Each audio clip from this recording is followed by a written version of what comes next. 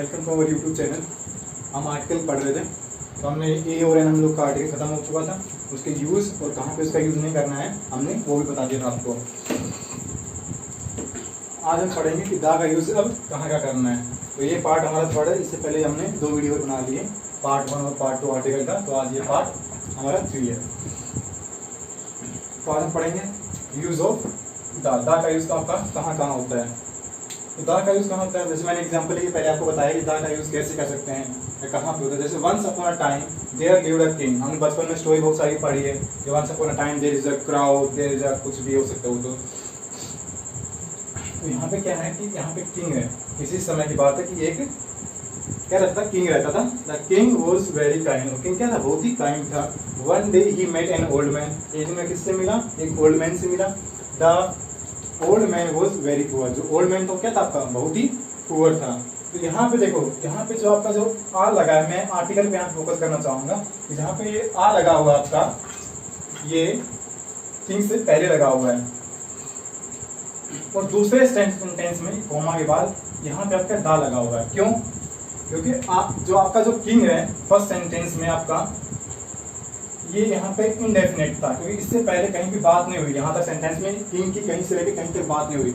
और अब यहाँ पे जब हम दा का यूज कर रहे हैं इस किंग से पहले, तो यहाँ पे इस किंग की बात हो चुकी है। कहाँ पे हो चुकी, आपके इस सेंटेंस में बात हो चुकी है किंग की। तो इससे पहले हमने दा लगाया। दा का प्रयोग कब होता है, मैंने आपको पहले बताया था, दादा अभी बता देता हूँ। दा का प्रयोग वहाँ होता है जिस कोई पर्सन डेफिनेट होता है, जिसके बारे में हमें किसी के बारे में बता रहता है, उसके हम दा का यूज करते हैं।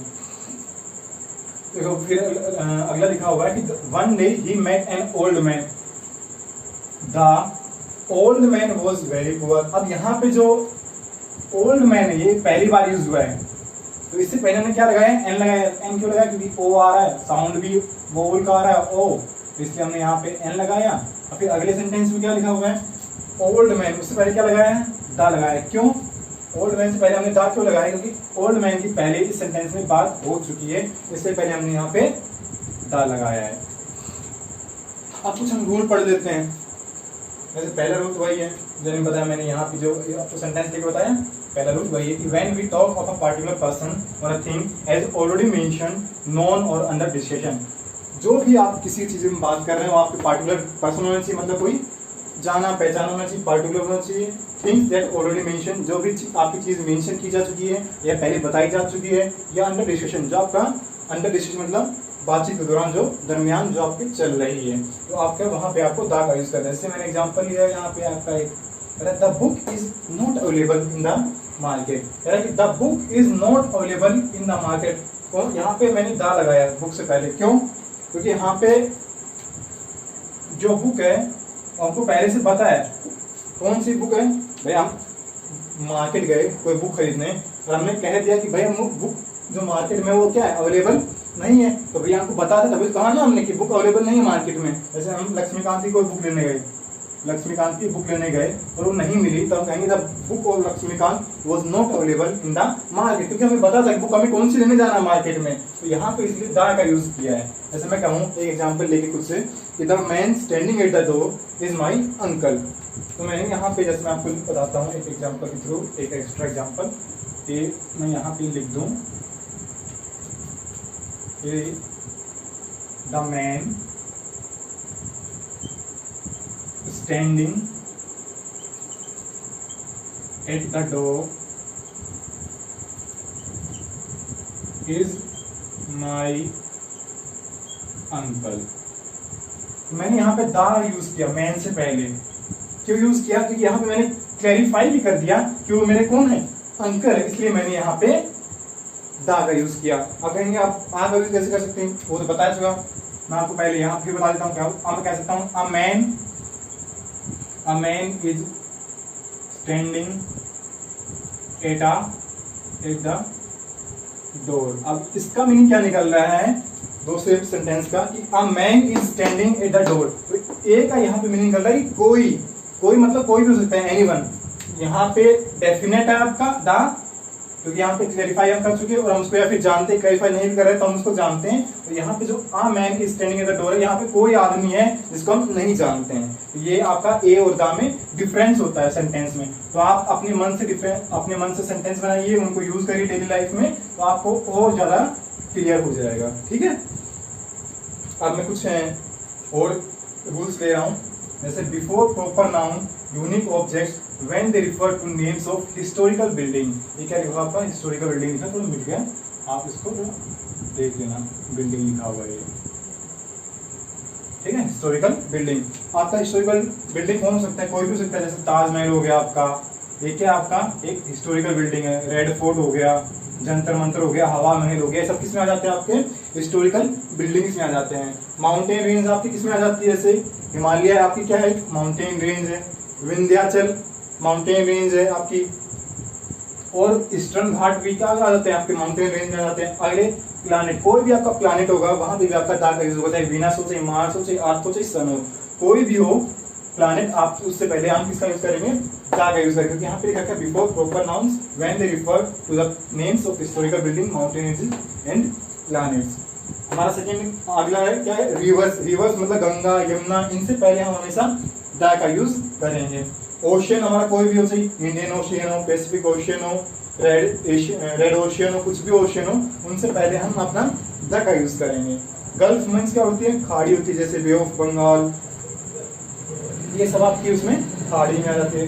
ग्रुप ऑफ आइसलैंड, जैसे अंडमान निकोबार, कोई भी आपका आइसलैंड हो गया, उससे पहले हम दा का भी यूज करेंगे, उनसे कहते हैं। अगर कोई सिंगल आइसलैंड है, जैसे सुमात्रा हो गया, जावा हो गया, ये तो क्या है? सुमात्रा और जावा कहाँ पड़ते हैं आपके? जैसे सुमात्रा एंड जावा, ये भी आपके क्या है? आइसलैंड है, लेकिन ये सिंगल है, इंडिविजुअल है, पार्टिकुलर है। तो इनसे पहले हम दा का यूज नहीं करेंगे। ये पढ़ते हैं आपके इंडोनेशिया की तरफ पढ़ते हैं, इंडोनेशिया फिलीपींस की तरफ पढ़ते हैं आपके, तो वहां पे हम यूज नहीं करेंगे इनके साथ, क्योंकि ये ग्रुप ऑफ आइसलैंड नहीं, ये कोई पार्टिकुलर आइसलैंड है। ऐसे होली बुक्स में आपका क्या आ जाता है? बाइबल, गीता, कुरान, उपनिषद, आपके सब इसमें होली बुक्स में आ जाते हैं। तो उनसे पहले आप क्या यूज करेंगे? दा का यूज करेंगे। आपके ऑर्डिनल्स होते हैं, वहां पे भी आप दा का यूज करेंगे। ऑर्डिनल्स आपके क्या क्या होते हैं मैं आपको बता देता हूँ। एक होते हैं आपके ऑर्डिनल्स, एक होते हैं आपके कार्डिनल्स। तो ऑर्डिनल्स कहते हैं ऑर्डिनल्स, एक होता है cardinals.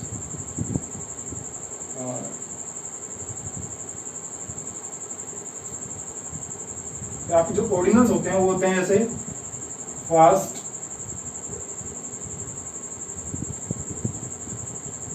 Second, third, fourth, fifth, sixth, ऐसे चलते हैं। ठीक है, और आपके जो कार्डिनल्स है वो क्या आ जाते हैं? 1 2 3 4 5 6, ये सब कैसे कहते हैं? कार्डिनल्स कहते हैं। तो हम जो दा का यूज करेंगे वो हमेशा किसमें करेंगे? हम ऑर्डिनल्स से पहले करेंगे। जैसे open the first page of the book, तो यहाँ पे मैंने दाज लगाया, किससे पहले लगाया? फर्स्ट से पहले निकाला कि अपने बुक का पहला पेज खोलो। Open the first page of the book, तो मैंने यहाँ से दा लगाया ऑर्डिनल से पहले, क्योंकि हमारे जो फर्स्ट, सेकंड, थर्ड है ये सब ऑर्डिनल्स में आ जाते हैं। फोर्थ, फिफ्थ, सिक्स्थ, इनके पहले भी ये लगता है। और कार्डिनल्स आपके 1 2 3 5, ये हो गया 1 2 3 4 5 6 7 जो नॉर्मल आप बोलते हैं। और फिर ऑर्डिनल्स आ गया आपका, फिर आता है डिस्क्रिप्टिव नेम्स ऑफ कंट्रीज, जैसे आपका यूएस हो गया, यूके हो गया, यूएसएसआर हो गया, इनको बोलते हैं डिस्क्रिप्टिव, मतलब जो शॉर्ट फॉर्म में लिखे जा सके। जैसे यूके शॉर्ट फॉर्म में लिख दिया हमने, यूएसए शॉर्ट फॉर्म में लिख दिया हमने, यूएसएसआर लिख दिया जिसको हम सोवियत संघ पहले बोलते थे, रशिया जिसको बोलते थे हम, उनसे पहले हम लगाते हैं। स्टेट्स कुछ हो जाते हैं, जैसे पंजाब से पहले हम यूज करेंगे, बस ओनली पंजाब है जिसके पहले दा यूज करते हैं, क्योंकि जो पंजाब है नाम ही से आ रहा है कि 5 नदियों से मिलकर बना है पंजाब आपका। ठीक है, इसके पहले दा यूज करते हैं पंजाब से पहले। वैसे ये आपका एक एक्सेप्शनल केस है। ऐसे न्यूज़पेपर, अगर कोई भी न्यूज़पेपर हो उनसे पहले हम दा लगाएंगे। जो आपके डेली लाइफ में न्यूज़पेपर होते हैं उनसे पहले दा लगा होता है। जैसे दा हिंदू हो गया, कभी भी आप पेपर खरीदेंगे हिंदू पेपर का तो आपको लिखा मिलेगा दा हिंदू। हिंदू आपका नहीं लिखा मिलेगा, आपको लिखा मिलेगा क्या? आपको हिंदू लिखा मिलेगा आपको। जैसे दा Hindu, the Indian express, the times of India. तो सबसे पहले जो न्यूज़पेपर है वो खुद ही अपने आप में लिख देते हैं दा, तो आपको देखने की जरूरत है क्या? पार्ट जो आपके जो प्रैक्टिकल लाइफ में है उसी को आप देखिए तो आप जल्दी याद हो जाएगा, क्योंकि न्यूज़पेपर से पहले हमेशा दा का यूज़ करेंगे। जो मैगजीन्स आपकी निकलती हैं डेली लाइफ में या पत्रिका जो आप वीकली हो चाहे मंथली हो चाहे ईयरली हो, जो मैगजीन्स आपकी निकलती है उनसे पहले भी हम दा का यूज़ करते हैं। अगर कोई भी डेजर्ट हो गया, सहारा डेजर्ट हो गया, फिर थार डेजर्ट हो गया, उनसे पहले भी हम दा का यूज़ करेंगे। सुपरलेटिव तो कॉमन है, सुपरलेटिव डिग्री से पहले हम हमेशा दा का यूज़ करते हैं, जैसे बेस्ट से पहले यूज़ करेंगे। और जितने भी आपके सुपरलेटिव डिग्री हैं उन सबसे पहले हम दा का यूज़ करेंगे। नेम ऑफ ट्रेन से आपकी राजधानी एक्सप्रेस हो चाहे आपकी शताब्दी एक्सप्रेस हो, उनसे पहले हम दा का यूज़ करेंगे। होटल्स हो गया, द ताज होटल, कोई भी होटल का नाम होगा उनसे पहले हम दा का यूज़ करेंगे। कोई शॉप हो गई जो फेमस है उससे पहले भी हम दा का यूज़ करेंगे। अब मैंने कुछ एग्जांपल्स लिए हैं, जैसे the Persian gulf. Gulf means बताया था मैंने आपको, खाड़ी होती है, तो मैंने यहाँ पे क्या लगाया, दा लगाया, क्योंकि हमने रूल पढ़ा है कि हमेशा गल्फ से पहले दा का यूज होता है, बे से पहले या दा गल्फ से पहले दा का यूज होता है। फिर लिखा दा ताजमहल, ये क्या है आपका एक हिस्टोरिकल बिल्डिंग है ताजमहल, तो इससे पहले आपका दा का यूज हुआ। दा नीदरलैंड ये कंट्री का नाम है कोई, दा यूज हुआ। ऐसे दा हेग, ये भी एक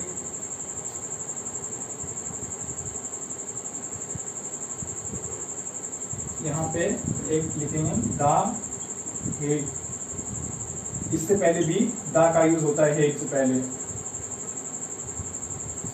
तो ये भी एक क्या है हमारी सिटी है, इससे पहले हम यूज करते हैं दा। जैसे दा सुडान, सुडान से पहले भी यूज करते हैं दा, यहाँ पे लिखा है मैंने दा सुडान, दा हेग। और दा इंडियन ओशन लिखा है क्योंकि ये क्या हमारा ओशन में आ जाता है। द बेस्ट पिक्चर, तो यहाँ पे सुपरलेटिव है बेस्ट, इसलिए हमने दा का यूज किया यहाँ पे। दा सुडान कंट्री हो गया, दा हेग, द यूएसए अब्रीविएशन लिखा हुआ है, डिस्क्रिप्टिव मीनिंग मतलब नेम ऑफ कंट्री, तो यहाँ पे द यूएसए लगाया मैंने, द यूके लगाया मैंने। द गंगा रिवर हो गया हमारी। द फर्स्ट मैन, फर्स्ट आपका क्या है, ओरिजिनल आपका मैंने बताया था, ओरिजिनल और कार्डिनल, तो ओरिजिनल है फर्स्ट, इससे पहले मैंने दा का यूज करूँगा हमेशा, आपको भी करना है। द हिमालयाज, ये क्या आपकी रेंज ऑफ माउंटेन है या माउंटेन रेंजेस हैं, उनसे पहले भी करेंगे। द सहारा आपका क्या है, ये डेजर्ट है, तो सहारा से पहले भी हम दा का यूज करेंगे। द मौर्य डायनेस्टी, हाँ मैंने ये नहीं लिखा यहाँ पे, डायनेस्टी से पहले भी हम दा का यूज करेंगे, चाहे आपकी मौर्य डायनेस्टी हो, चाहे पालू डायनेस्टी हो, चाहे यादव डायनेस्टी हो, तो कोई भी डायनेस्टी हो आपकी, उससे पहले आप दा का यूज करेंगे। द रामायणा, ये आपकी होली बुक है। द बे ऑफ बंगाल, ये भी आपका क्या है, खाड़ी है, गल्फ बोल सकते हैं या खाड़ी बोल सकते हैं, बे, इससे पहले भी हम दा का यूज करते हैं। द वेदास आपका ग्रंथ हो गया, होली बुक हो गया। द राजधानी एक्सप्रेस आपकी ट्रेन हो गई, नेम ऑफ ट्रेन से पहले यूज करते हैं। द मून क्या हो गया, एक यूनिक चीज है, कोई दूसरे मून तो होता नहीं है, ये यूनिक चीजें हैं, मतलब क्या है, ये प्लैनेट है, प्लैनेट क्या हमारे क्या जाते हैं, अंतर्गत आ जाता है, तो इससे पहले हम दा का यूज करेंगे यहाँ पे। The sun, the earth, the times of India, ये क्या हमारा न्यूज़पेपर है। द फ्रंट लाइन्स एक मैगजीन भी है। द नॉर्थ पोल, ये क्या आपका जानते हैं, साउथ पोल, नॉर्थ पोल, तो यहाँ पे पोल हो गया। और ये एक डायरेक्शन भी है नॉर्थ, तो नॉर्थ के पहले भी हम डायरेक्शन से पहले भी हम दा का यूज करते हैं, तो इसके अकॉर्डिंग भी हम दा का यहाँ पे यूज कर सकते हैं। और मैं आपको यहाँ पे चीजें बताना चाहूंगा, जैसे हम कहते हैं कि होली बुक से पहले हम दा का यूज करते हैं, लेकिन अगर हम राइटर का नेम ले रहे हैं, जैसे मैं लिख दूं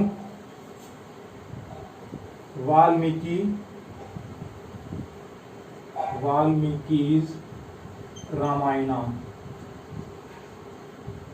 तो यहाँ पे हम दा नहीं लगा सकते, द वाल्मीकि's रामायण, क्योंकि यहाँ पे हमने क्या कर दिया कि राइटर का नेम लिख दिया किससे पहले, होली बुक से पहले, तो दा का यूज यहाँ पे करना गलत हो जाता है। तो किसी भी अगर होली बुक से पहले, मतलब कोई भी आपका रामायण हो चाहे गीता हो चाहे किसी का, उसका अगर राइटर आ गया उससे पहले, तो उससे पहले हम दा का यूज नहीं करेंगे। हाँ आप उसको ऐसे लिख सकते हैं,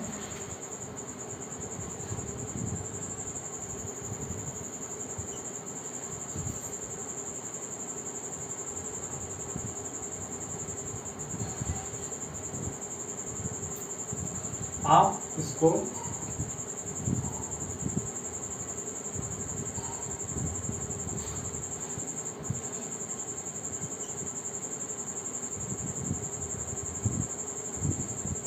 ऑफ का यूज ऑफ का यूज करके यहाँ पे आप दा लगा सकते हैं, ठीक है, ये आप कर सकते हैं। ये इसके अकॉर्डिंग ये सही हो जाएगा। लेकिन ऑफ का यूज नहीं कर रहे हैं, वो डायरेक्ट आपने लिख दिया वाल्मीकि अपोस्ट्रोफी एस लगा के, तो ये आपका यहाँ पे गलत हो जाएगा, ठीक है ना। तो आपको बहुत ही ध्यान से पढ़ना है। एक्सेप्शनल केस हर एक चीज में होते हैं, हर एक चीज के अपने अपने अपवाद होते हैं, ठीक है ना। कोई चीज अपने आप में परफेक्ट नहीं होती है, सबकी अपनी अपनी कमजोरी होती है, सबके अपने अपने स्ट्रॉन्ग पॉइंट्स भी होते हैं। अब अगला रूल पढ़ते हैं। अगर दा का use some of, both of, all of, most of, many of, half of, a large number of, a majority of, either of, neither of, each of, none of, several of, various of, इन सब के बाद जो भी इनके बाद आता है, प्रयुक्त होता है, जो भी आता है, यहाँ से आपका प्लूरल काउंटेबल नाउन हो चाहिए जो बाद में आए, चाहे आपका सिंगुलर अनकाउंटेबल नाउन हो, उनके पहले होता है।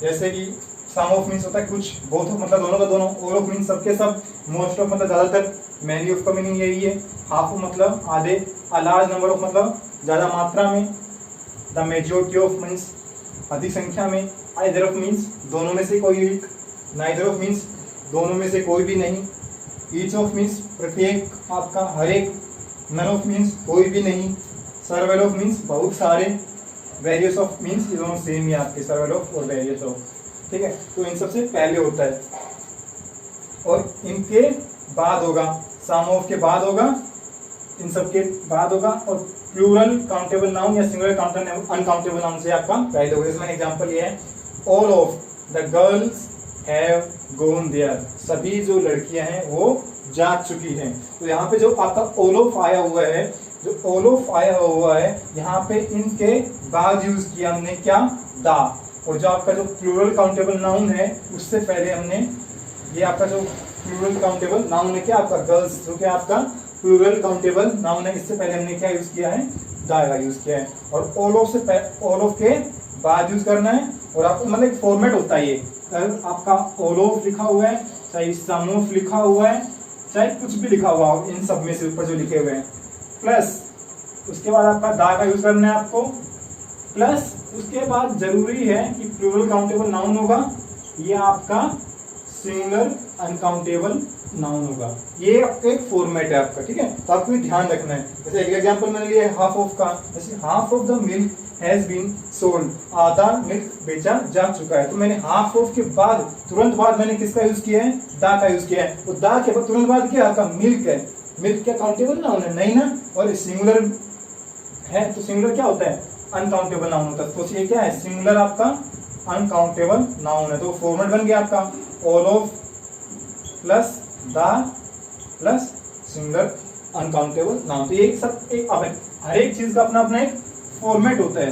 तो आप अपना एक फॉर्मेट बनाइए चीजों को याद करने का, चीजें कैसे याद की जाए ताकि आपके जो मेमोरी में लॉन्ग टर्म के लिए आपके दिमाग में फीड हो जाए, क्योंकि आप तुरंत भूल जाएंगे। तो कॉम्पिटिटिव एग्जाम्स इतने ज्यादा होते हैं कि आप अगर ऐसा ही आपका चलता रहा तो कोई भी एग्जाम आप क्रैक नहीं कर पाएंगे। तो आपका लॉन्ग टर्म मेमोरी में सब कुछ फीड हो जाना चाहिए। तो आपको कुछ चीजें ऐसे तरीके से याद करनी है कि आपके दिमाग में बैठ जाए हमेशा के लिए, ठीक है। तो हमारा अगला रूल है, अगला रूल हमारा क्या है, अगला रूल हमारा है before an adjective when it represent a class of a person. जब कोई भी एडजेक्टिव किसी रिप्रेजेंट करता है किसको, क्लास ऑफ पर्सन को, मतलब उस जो पर्सन है उसकी क्लास को चाहिए। वो पर्सन आपको कोई भी हो सकता है, rich, blind, educated, honest, dishonest, poor, कोई भी आपका वो पर्सन आपका हो सकता है। लेकिन वो पर्सन ही एक पूरी अपनी क्लास को, मतलब जो एक रिच आदमी है वो अपनी पूरी रिच क्लास, मतलब जो भी अमीर लोग हैं उसको कैसे रिप्रेजेंट करेगा, वो हम इस रूल में पढ़ेंगे अपना। जैसे मैंने एग्जांपल लिया कि the rich should help the poor. जैसे यहाँ पे मैंने जो द रिच लिखा, इस द रिच का मीनिंग क्या है, कोई ये एक रिच नहीं है, इसका द रिच का मीनिंग है यहाँ पे रिच पीपल, सारे रिच पीपल आपके इसमें आ गए। इसका मीनिंग ही होता है, अगर रिच से पहले, अगर आप किसी भी एडजेक्टिव से पहले जो कि पर्सन ऑफ क्लास से रिप्रेजेंट करता है, अगर उससे पहले आप दा लगाते हैं तो वो पूरी अपनी होल कम्युनिटी को रिप्रेजेंट करता है। जैसे मैं लिख दूं यहाँ पे दा ब्लाइंड, तो इसका मतलब क्या होगा, इसका मीनिंग होगा आपका कि ब्लाइंड पीपल, ब्लाइंड पीपल। ऐसे ही मैं लिख दूं ऑनेस्ट, क्या आगे दा लगा दूं मैं, दा ऑनेस्ट, तो आपका क्या बन जाएगा, कि पूरे के पूरे जितने भी आपके ऑनेस्ट पीपल हैं वो उसको रिप्रेजेंट करेगा क्या, द ऑनेस्ट। तो इसका द को भी आप समझ गए ना कि ये पूरे प्रेजेंट करता है, किसको रिप्रेजेंट करता है, क्लास ऑफ पर्सन को। तो द का एक बड़ा ही महत्वपूर्ण यूज है यहाँ पे। ऐसे यहाँ पे लिया कि मैंने the old are respected by the young, तो द ओल्ड लिखा है, ये आपका पूरा इसका मीनिंग क्या है, द ओल्ड का मीनिंग यहाँ पे मीनिंग है कि ओल्ड पर्सन या ओल्ड पर्सन या प्यूपल्स, प्यूपल, ठीक है। तो old people are respected by the young, by the young क्या हो जाएगा, इसका मीनिंग होता है यंग पीपल। तो old persons are respected by the young person. तो हम यंग बार बार इसको ना करके पर्सन या पीपल ना लगा करके हम क्या करते हैं, direct the old are respected by the young. तो इसका मीनिंग हमारा यही निकलता है कि rich people, blind people, honest person, sorry honest people, इसी प्रकार आपका हो सकता है डिसऑनेस्ट हो सकता है, आपका लेम हो सकता है, डम्प हो सकता है, आपका डीफ हो सकता है, लेम मतलब जो लंगड़ा होता है, डम्प मतलब बहरा होता है, डीफ मतलब सॉरी इसको डम्प कर रहा हूं, डीफ मीन्स जो बहरा होता है, और डिसऑनेस्ट मीन्स अपोजिट, बेईमान होता है। तो आपका ये दा का यूज अगर आप इनसे पहले कर देते हैं तो ये बस ये क्या बना देते हैं आपके द डिसऑनेस्ट, ये क्या बना देंगे, डिसऑनेस्ट आपके प्यूपल हो जाएगा। इसी प्रकार अगर लेम के पहले हम द लेम लगा दें तो इसका मीनिंग क्या निकलता है, लेम प्यूपल। इसी प्रकार हम द डीफ कर दें, द डीफ, तो इसका मीनिंग क्या निकलता है आपका, डीफ प्यूपल। तो आपको समझ में आ गया होगा कि कैसे यूज करना है और कहाँ कहाँ यूज हम इसको कर सकते हैं और कहाँ कहाँ हमारे एरर पूछे जा सकते हैं किसी भी कॉम्पिटिटिव एग्जाम्स में।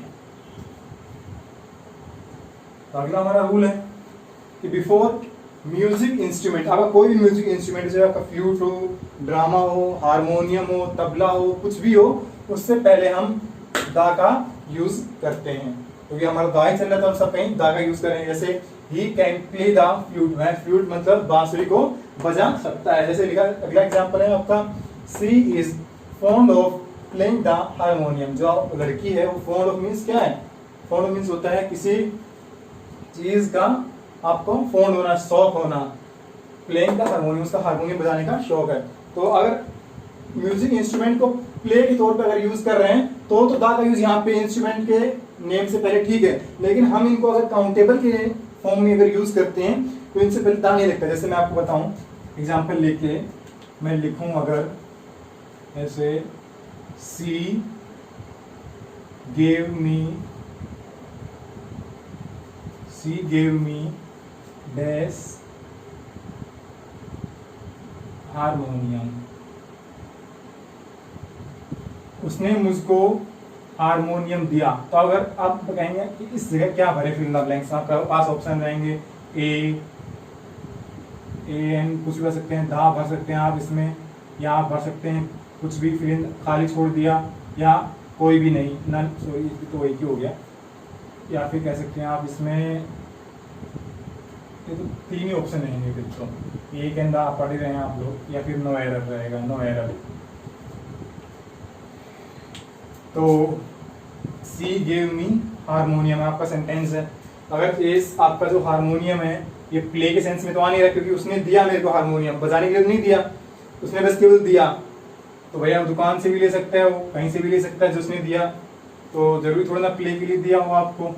तो आप क्या करेंगे, क्योंकि अब हारमोनियम है ये किस में आ गया, अब आपका सिंगुलर काउंटेबल नाउन में आ गया। तो जब भी कोई चीज आपके सिंगुलर काउंटेबल नाउन में आ जाती है तो दा का वहां पे आप यूज नहीं करेंगे, आप यहाँ पे एन का यूज करेंगे। तो हारमोनियम के हिसाब से एच आ रहा है हमारा, एच हमारा कॉन्सोनेंट है, और अगर प्रोनाउंसिएशन ऑफ साउंड के हिसाब से भी देखें तो एच के हमारा कॉन्सोनेंट की साउंड दे रहा, हा है क्या साउंड आ रहा है, तो ये भी यहाँ पे ए आएगा, ए। तो सी गेव मी आ हारमोनियम। ऐसे अगला मैं एग्जांपल लिख दो, अगर ऐसे ही बॉट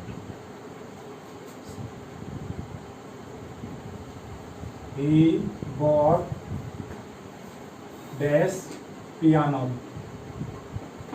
उसने एक पियानो खरीदा, उसने पियानो खरीदा। अब पियानो बजाने के लिए नहीं करना, और दुकानदार तो ये चाहे तुम बजाओ चाहे तोड़ो चाहे कुछ भी करो, उसने पियानो खरीदा, तो यहाँ पे क्या आपका पियानो सिंगुलर काउंटेबल नाउन है, तो वहां पे आपका दा का यूज नहीं करेंगे, यहाँ पे आपका यूज करेंगे आ का। बस आपको ध्यान ये रखना है, अगर कहीं भी अगर प्ले आ जा रहा है, तो ये प्ले यहाँ पे भी आ रहा है, प्ले यहाँ पे भी आ रहा है, प्ले की यहाँ पे आईएनजी फॉर्म आ रही है, तो कहीं पे भी प्ले आ जाए वहां पे आपको दा का यूज करना है, जहां पे प्ले नहीं आता है वहां पे आपको दा का यूज नहीं करना है, तो ये आप ध्यान रखना। जैसे आगे मैं बताऊं अगला रूल कि as an adverb comparative sense double comparative, वैसे अगर डबल आपका कंपैरेटिव पूछ लिया जाए तो वहां पे कैसे फॉर्म बनती है, जैसे यहाँ पे the more he gets the more he wants, जितना उसको मिलेगा उतना ही वो ज्यादा चाहेगा। The higher we go the cooler we feel, जितना हम ऊंचा जाएंगे उतना ही हम कूलर फील करेंगे, कूल फील करेंगे। The deeper the well is the cooler the weather is, जितना ही कुआं नीचा होगा उतना ही जो उसका वेदर हो कितना होगा, कूल होगा। अब इसमें जो आप जो ऑब्जर्व कर रहे होंगे, आपने अगर देखा होगा तो हर जगह आपको देखो दा मिला होगा, दा सबसे पहले दा मिला है ना आपको, इसमें भी दा, इसमें भी दा, इसमें भी दा। उसके बाद क्या आ रहा आपने नोटिस किया, उसके बाद आपका कंपैरेटिव डिग्री आ रहा है, देखो डीपर हायर मोर, तो आपने फॉर्मेट बनाएंगे, अगर फॉर्मेट बनाएंगे तो क्या फॉर्मेट बनेगा आपका, दा प्लस आपका कंपैरेटिव डिग्री प्लस क्या है, ही है यहाँ पे, वी है यहाँ पे, दा वेल है, तो ये सब क्या आपके सब्जेक्ट हैं, तो प्लस सब्जेक्ट। उसके बाद गेट्स गो, उसके बाद क्या आ रही है आपकी वर्ब आ रही है, तो वर्ब। उसके बाद आपका क्या आ रहा है, कोमा आ रहा है, देखिए कोमा कोमा, यहाँ पे कोमा भी आएगा। फिर दोबारा वही चीज सब्जेक्ट सॉरी दा प्लस आपका कंपैरेटिव डिग्री, यहाँ पे भी कंपैरेटिव है, यहाँ पे भी कंपैरेटिव है, प्लस सब्जेक्ट प्लस आपकी वर्ब। तो अगर हम इसको एक लाइन में लिखना चाहें हम इसको कैसे ले सकते हैं, दा प्लस कंपैरेटिव डिग्री प्लस आपका सब्जेक्ट प्लस वर्ब कॉमा, फिर जो आपने यही लिखा है वही चीज रिपीट करेंगे हम, दा plus comparative degree plus subject plus verb. ये फॉर्म है तो मान लो आपका यही एग्जांपल बनेंगे। तो आपको ध्यान रखना है कहीं भी अगर यहाँ पे दा गायब हो जाए सेंटेंस में वहां पे एग्जाम में, तो आपको ध्यान रखना है कि यहाँ पे क्या आएगा, दा ही आएगा। ठीक है ना, कहने का मतलब मेरा ये था। अगला रूल है कि before comparative degree in a case of a choice, अगर आपको चॉइस दी जा रही है किसी दो चीजों में से, तो उन चीज में भी हम दा का यूज करेंगे। कहाँ पे करेंगे, वो भी आपका कंपैरेटिव डिग्री से पहले, बिफोर कंपैरेटिव डिग्री से पहले भी हम दा का यूज करेंगे। किसमें, अगर केस बन रहा है हमारा चॉइस का, कैसे, जैसे she is the weaker of the two sister, वह दोनों में से वीक है, कौन, तो भी लड़की है। जैसे Radha is more handsome of the to boys, Radha दोनों लड़कों में से सबसे हैंडसम है या दोनों में से सबसे अच्छी है, दो में से बात हो रही है। ठीक है ना आपका, जैसे she is the better of the two, वो दोनों में से अच्छी है। अब मैं कहूँ कि अगर इसको कैसे लिख सकते हैं, थर्ड का मैं एग्जांपल लेता हूँ आपका, ये वाला सी का, जैसे सी लिखा हुआ आपका, she is the better of the two girls. ठीक है, तो यहाँ पे आपका जो आपका देख रहे होंगे यहाँ इन सब में ऑफ द टू आ रहा है, of the to, of the to, of the, यहाँ पे भी आएगा ऑफ द टू गर्ल्स। ठीक है, तो सॉरी यहाँ पे ऑफ द टू गर्ल्स। तो यहाँ पे आपने, अगर मैं इसको थोड़ा एरर करके बताऊं किस तरीके से आपको कंपेरिजन पूछ सकते हैं, तो ये ऐसे दे सकते हैं आपको, जैसे आपको पता भी नहीं चलेगा कि उन्होंने एरर कर दिया अगर आप प्रैक्टिस नहीं करेंगे। तो जैसे मैं लिख दूं she is better of the two girls, तो ये आपका क्या है, गलत है। क्यों, क्योंकि यहाँ आप देख रहे हैं बेटर से पहले, कंपेरेटिव डिग्री से पहले दा का यूज होना था, इसके हिसाब से हमारा रूल के हिसाब से, जो कि यहाँ पे नहीं हुआ, तो ये क्या हो जाएगा हमारा, गलत है। अब मैं इसको दोबारा लिख दूं, she is the better of two girls, तब भी ये गलत है। क्यों कि ऑफ टू नहीं होता है, ऑफ द टू होता है, तो इसके अकॉर्डिंग ये भी गलत हो गया। मैं ऐसे लिख दूं अगर सी इज द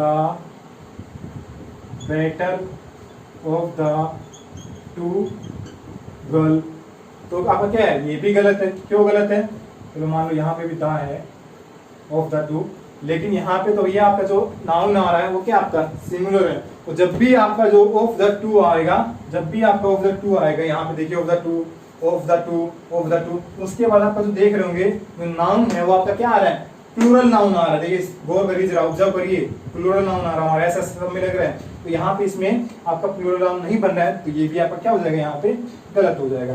तो कहने मतलब है कि एक सेंटेंस को हम 1000 तरीके से लिख सकते हैं। आप बस इतना पता करना है कि हमें रूल के हिसाब से चलना है। तो रूल अगर आपको पता चल जाएगा तो आप कठिन से कठिन, जितना डिफिकल्ट से डिफिकल्ट क्वेश्चन को आप इजीली कर लेंगे सॉल्व। तो आपको रूल ध्यान में रखने और प्रैक्टिस पे प्रैक्टिस करते रहना है। अगला रूल हम लेते हैं अपना, लिखा हुआ है before proper noun for the sake of comparison. Proper noun से पहले हम यूज करेंगे दा का, वो तो हम हमेशा करते हैं, लेकिन किसके सेक ऑफ कंपैरिजन के लिए, आप कंपैरिजन करा रहे हैं, कंपैरिजन के लिए वैसे यूज करते हैं। जैसे Surdas is a Milton of India, तो सूरदास जी हमारे हैं, सुना होगा सूरदास, तुलसीदास, उन्हीं में से वही सूरदास जी हमारे यहाँ पे हैं। तो सूरदास जी क्या है, मिल्टन ऑफ इंडिया। मिल्टन क्या है, राइटर है, इंग्लिश राइटर थे। तो उनको यहाँ पे सूरदास को मिल्टन की तरह यहाँ पे दिखाया गया है, तो यहाँ से हमने मिल्टन के बाद दा लगाया, सूरदास पहले हम नहीं लगाएंगे। इसी प्रकार Kalidas is the Shakespeare of India, जो कालिदास हमने क्या मान लिया, उसको शेक्सपियर मान लिया इंडिया का, तो यहाँ शेक्सपियर से पहले हम दा लगाएंगे। तो यहाँ पे बताया गया for the sake of comparison के लिए, जैसे आई एम द, क्या बोलूँ मैं अपने आप को कि मैं चल कुछ बोलूँगा नहीं, आपके लिए बता देता हूं। जैसे यू आर द